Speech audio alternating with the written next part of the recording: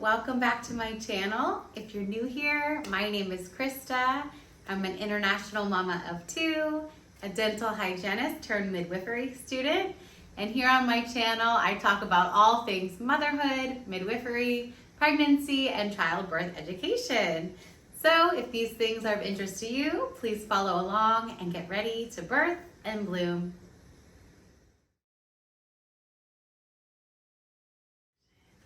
Hello, welcome back to my channel. So what are we going to be talking about today? We are going to be talking about a topic that I am very familiar with, I'm very passionate about. We are going to be talking about baby teeth and teething, something that all parents love to go through, right? Teething can be a little frustrating for you, for your baby, but in today's video, I'm going to lay down the basics about baby teeth and oral anatomy and some teething signs and symptoms, what you can do to mitigate the fussiness and the pain for your baby, and how we care for your baby's beautiful little pearly whites. So without further ado, let's get into it. Okay, so to start, let's talk about some basic dental or oral anatomy. So in your little sweet baby's mouth, they are eventually going to grow 20 teeth. So we refer to baby teeth as primary teeth, and we refer to adult teeth as your secondary dentition. So baby teeth, primary teeth, the same thing. The lay term is baby teeth. So your baby is going to develop 20 teeth in their mouth, whereas an adult is going to develop up to 32 teeth. That's including your third molars or your wisdom teeth. So really dependent on where you are, how much room you have in your mouth. Though God and nature designed us to be able to fit 32 teeth in our mouth, over millennia and over decades, in the more recent generations, we have not had the room to adequately fit those wisdom teeth. So many adults, especially in America, are gonna have 28 teeth. So that's your full adult dentition, around 28 to 32 teeth. But let's talk back to the baby teeth. Your beautiful baby is going to develop 20 baby teeth. And those teeth are gonna start to come in around 6 months all the way to past 2. So teething is a long process. I'm with you, it's freaking hard. I have a 15-month-old and she is dealing with teething a little less well than my first daughter. So if you're in the thick of it with teething right now, I am right there with you. I know it's hard for you and it's hard for your baby. But in this video, I hope to share some tips that really help you navigate the process and just get through it the best you can. So the basics of some oral anatomy. The pink tissue in your mouth, your gum tissue, is known as gingiva. So you may have heard the term gingivitis. Gingivitis is when your gum tissues are inflamed, there's some irritation there. So the gingiva is the gum tissue in the mouth. So that is what your baby's teeth are going to be breaking through or erupting past. Okay, and then your beautiful teeth. Like I said, your baby is going to have 20 teeth, and we're going to talk about now kind of the order that they're going to come in, when you can expect them to come in. And I will say, this can have a very wide range of what is considered normal. I have friends first-handed that didn't even have their baby have any teeth until almost the age of 1. And others start to have teeth come in a bit sooner. So if your baby does not have teeth when you're expecting, I say, don't stress. Honestly, it's like one less thing to worry about because you're not having to brush really that many teeth or something like that. So if your baby seems a bit delayed, if you have any true real concerns, of course, talk to your dentist or a pediatric dentist. But most of the time, if the teeth are a bit slower to come in, it is completely normal and they will eventually get in there. Okay, so the very first teeth that you can expect to see in your baby's mouth are going to be the lower teeth in the center. Those are called central incisors. So the lower jaw is your mandible, the upper jaw is your maxilla. So we refer to the bottom teeth as mandibular teeth, the top teeth as maxillary teeth. But for the purposes of this video, we'll say lower and upper. So the very first teeth that come in are going to be your lower central incisors. Next is likely going to be your upper teeth, the baby's central upper incisors. Then usually the lateral incisors are going to come in next on the top and the bottom. So when does this all happen? Generally, the central incisors on the bottom are going to be coming in anywhere between 6 to 10 months.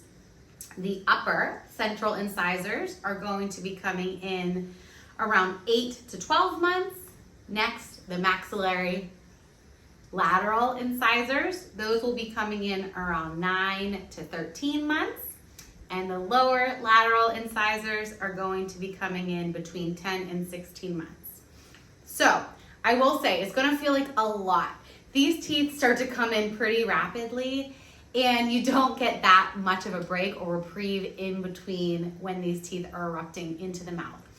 And just because if one tooth is getting close to the surface and then it breaks through, your baby's relieved, unfortunately, then the next tooth is about to do the same thing. So they don't all come in at the exact same time, which is good and bad because it staggers it, but also it can kind of lengthen the whole clump of time that these teeth are slowly erupting into the mouth.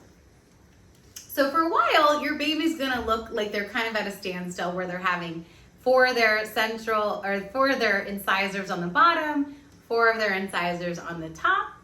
And great, they look adorable. They're so cute with their little, their 8 little teeth. But after the incisors are in, next you're gonna notice that the molars are coming in. Molars can be really tough in the teething department because they're a lot wider, right? So the occlusal plane of a molar is large in comparison to the edge of the tooth of an incisor. So an incisor has an incisal edge that's much more narrow to come through, whereas a molar, it's a doozy sometimes. It's a larger surface area to kind of break through that gum tissue. So generally, the lower first molars are going to be coming in around the age of 1. So we call these the first year molars, and then the second set of molars we refer to as the 2-year molars for obvious reasons, because they're generally coinciding with around age 1 and around age 2. So the first molars on the bottom are going to be coming in between 14 and 18 months. And the upper molars are going to be coming in around age 13 months to 19 months. So once again, they stagger, they take their time. I know for my 15-month-old, when her lower molars were coming in, it felt like it was never ending. It was taking a really long time. Her lower molars came in first, and then finally the upper molars finally broke through, because these molars have cusps. There's like little pointy cusps on our molars, and they can gradually start to break through the gingiva, the gum tissue, but then it takes a while for the full surface area of that molar to break through. So those are the molars. So then your baby's gonna look a little bit funky. They have the 8 teeth in the front, they have the molars in the back, and then there's kind of a space in between. It looks a little wonky, but I can assure you that this is normal, because the next set of teeth that is coming in are the canines. So canines are these pointier teeth here, and that is what's gonna fill in the space between the incisors and the molars, excuse me. So the canines are gonna come in around 17 to 24 months on the bottom, and on the top, between 16 and 22 months. So these teeth can be very slow to come in. They are also larger than your incisors, but smaller than your molars. But they can still be a doozy coming in because they are larger, they take more time. So if baby's a little unhappy about it, bear with them, give them all the comfort that they need, because it's a process getting these teeth through. So after that, are we done? Not quite, but we will have a bit of a break, which thank goodness, because that was a lot of teeth. We all want a break. Baby wants a break. You want a break. So their mouth pretty much looks like they have a full set of teeth because they have their molars onward. So generally, we are going to be looking for the second set of molars around 23 to 31 months for the lower second molars. For the upper second molars, between 25 and 33 months. So the teething process can go well into your baby's second year of life. I know, I'm sorry. It's long, but this is just the general range of when you can expect to see the teeth, okay? And just don't forget that the second molars are coming, because I think some parents think that all of the baby's teeth are in because they see molars, they see all the teeth in front, but then they notice, around 2 years of age that my son's not sleeping very well. Oh, they're so fussy, what's going on? And likely that there's some molars coming in. But once the baby has their second set of molars, you're golden, okay? All of the teeth are in, and we won't expect to see much changes in the mouth until about 5 or 6 years old. 6 years old is generally when your baby or your child's first set of adult molars are going to come through, and then you'll start noticing some wiggly teeth. But we will talk about that in another video. For now, we're talking about your baby. Okay, so let's talk about teething. Yay, we love teething. Just kidding. I hope you sense some sarcasm there. So teething can be very frustrating for parents and for baby.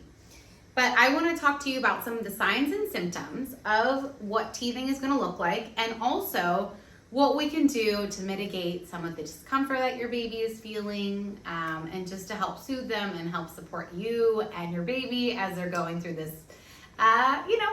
developmental process. So, some symptoms. Let's, for example, talk about the lower central incisors that you'll notice most likely first. So, when a baby is approaching teething, you may start to notice a lot of extra saliva. They may be soaking their shirts. You may have to put on extra bibs to soak up all that saliva. So they could be drooling a lot. They could be really kind of biting at their hands, biting at toys. Now would be a good time to introduce some great quality teethers. Using like really good quality smooth wooden teethers are a good option. Some high grade like silicone teethers are nice, but let's be real, your baby is going to chew on anything that they can get their hands on. So, if you can get them nice teethers, great, but they'll really chew on anything that they can get. So that's another sign. Another sign is maybe they're kind of swatting or batting at their ear, they're tugging at their ear. That's also a sign. Some increased fussiness. Some decrease in appetite. Maybe they're not sleeping very well. Maybe they're getting a little bit of a rash on their cheeks from that excess saliva. These are all very classical signs of teething. Also, I want to note that there's a little bit of a misconception that a true fever while teething is normal. It's actually not. What is normal is there can be a slight elevation in your baby's body temperature, meaning like max 100 degrees Fahrenheit. So your child may experience a low-grade fever, or it's not even really considered a fever at all, but you may notice a slight increase in body temperature.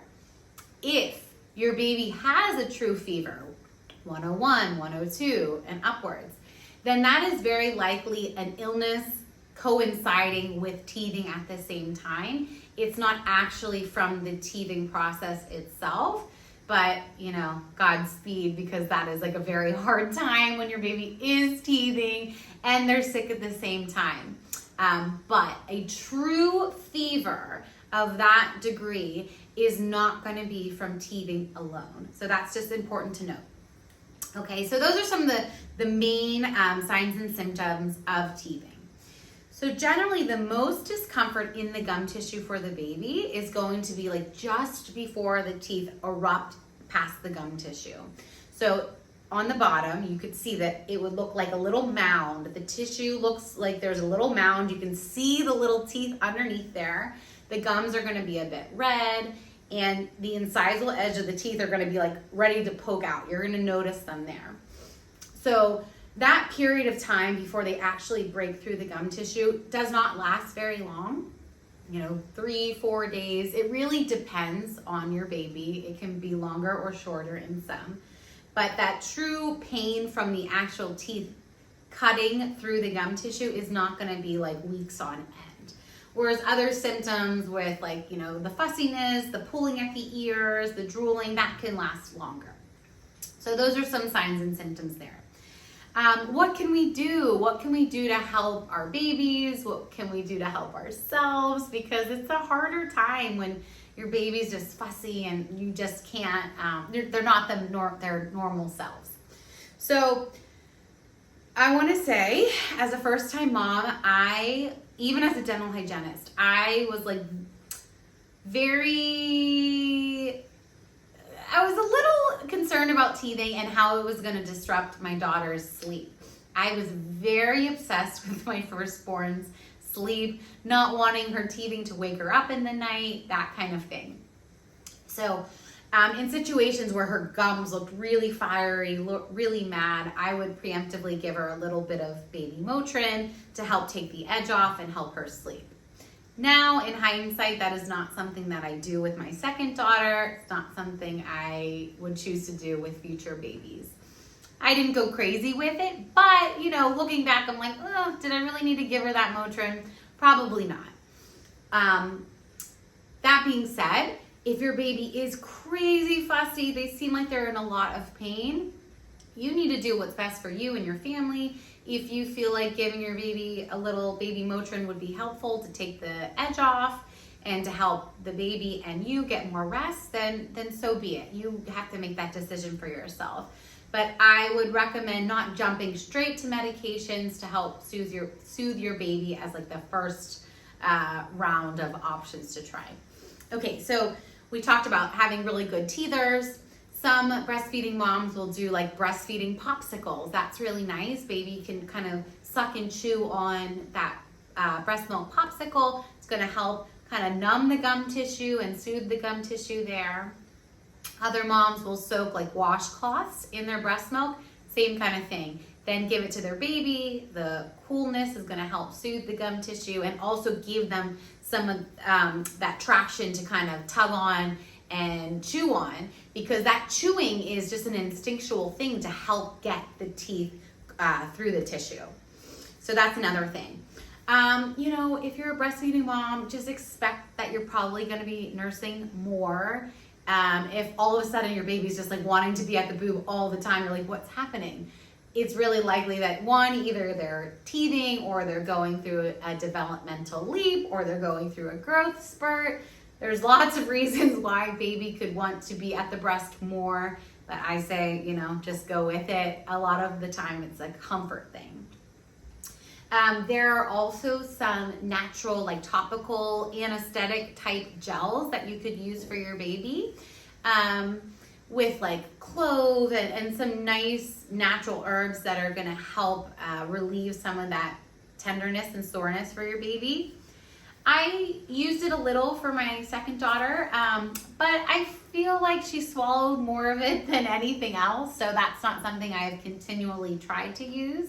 But some moms and babies might find that that's super helpful. So what else? I think that's kind of the gist of it. I want you to manage your expectations and know that if your baby's really fussy or a baby doesn't want to eat a lot and doesn't have a great appetite, these are things that are very normal. Think about it. If you had a sore in your mouth, would you want to eat a ton of food, or would you want to be eating all these solid foods? Probably not. So it's nature's way of kind of redirecting baby to the bottle of the breast, because it's easier to consume and it's not irritating the gum tissue. So follow your baby's lead, follow your gut. If you do have any concerns, of course, reach out to either your pediatrician or a pediatric dentist, or even a general practice dentist that sees plenty of children. They can all be very, very helpful to you. So those are some of the basics I think that are helpful in the teething department. So now let's briefly talk about how we care for these cute little pearly whites. So generally, I was taught back in dental hygiene school that many pediatricians would recommend taking a baby to the dentist when the first tooth erupts in the mouth. I will say that's probably not necessary, but once again, go with whatever recommendations that feel right to you.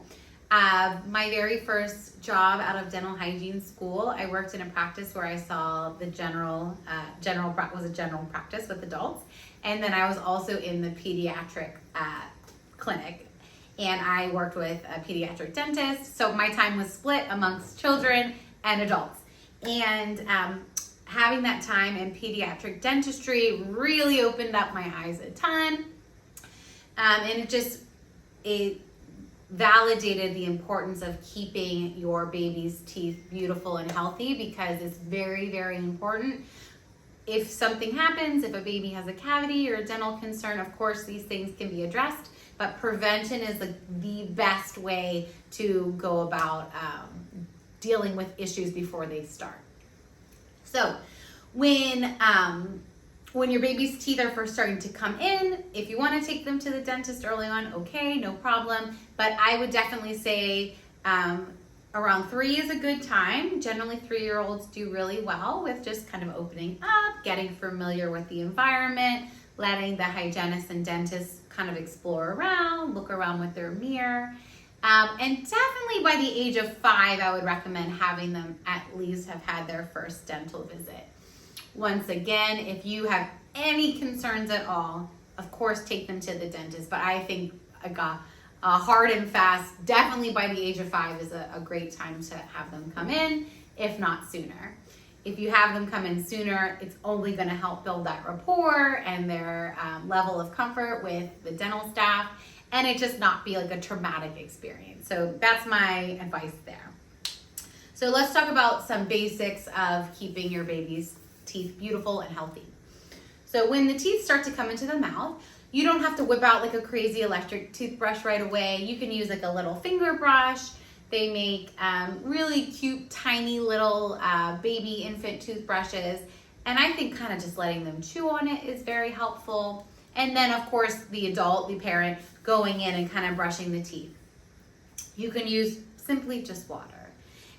Or a training toothpaste. A training toothpaste isn't going to have any fluoride in it, and water honestly would be just fine, because water is going to help break up the little bacteria film and get everything nice and clean like that. The issue with fluoride in small children is that fluoride is not meant to be swallowed. So if you goop up a toothbrush with a ton of fluoridated toothpaste, they're likely going to swallow and consume a lot of that.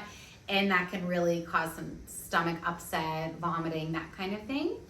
So you just don't go crazy with a fluoridated toothpaste in the early days. But yes, getting them comfortable with the toothbrush is really going to be helpful as soon as there starts to be teeth in the mouth. And I think modeling behavior is absolutely essential. So when my first daughter was little, she would watch my husband and I brushing our teeth at night. She would watch us flossing our teeth. We would hand her toothbrush, and she'd be kind of chewing on it, doing her thing as she was watching us model that behavior. So brushing her teeth was never too much of a battle because she watched us do it. She kind of wanted to be part of what we were doing. So I think that's really helpful. And as she got a little older, we had moments where I had to do a little bit of playing to kind of get her to open wide and let me brush. But many times, she's a 3-year-old now, many times I kind of let her chew on her little electric toothbrush, and then I go in after and do the best I can to brush. Don't make yourself crazy about it. If they look like they're doing an okay job and then they allow you to actually get in there and brush the tops of the teeth and get as far as you can, then amazing. Don't overly stress about, not having an amazing compliance, because it's very developmentally appropriate for a child not to love to just have to be laid back and pinned back to let mom or dad brush their teeth. Okay, so that's very normal. But do the best you can. Ideally, brushing morning and night is amazing. Is it realistic for everybody? Maybe not.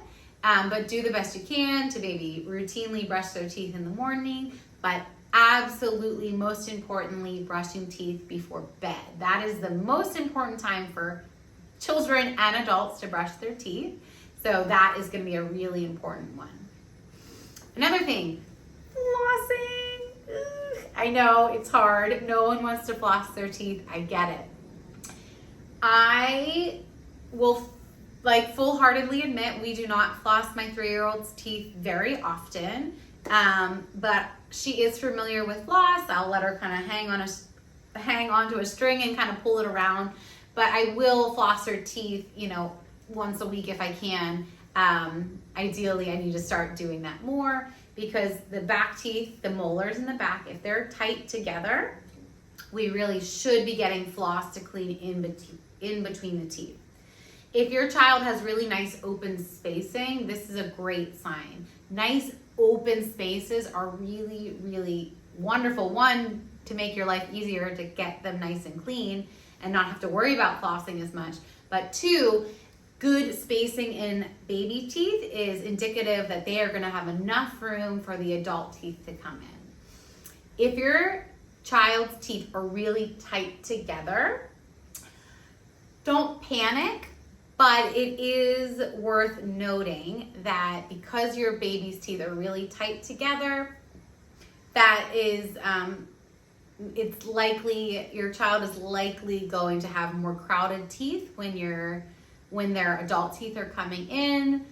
They may have orthodontics in the future, braces to create some extra space and room for the teeth.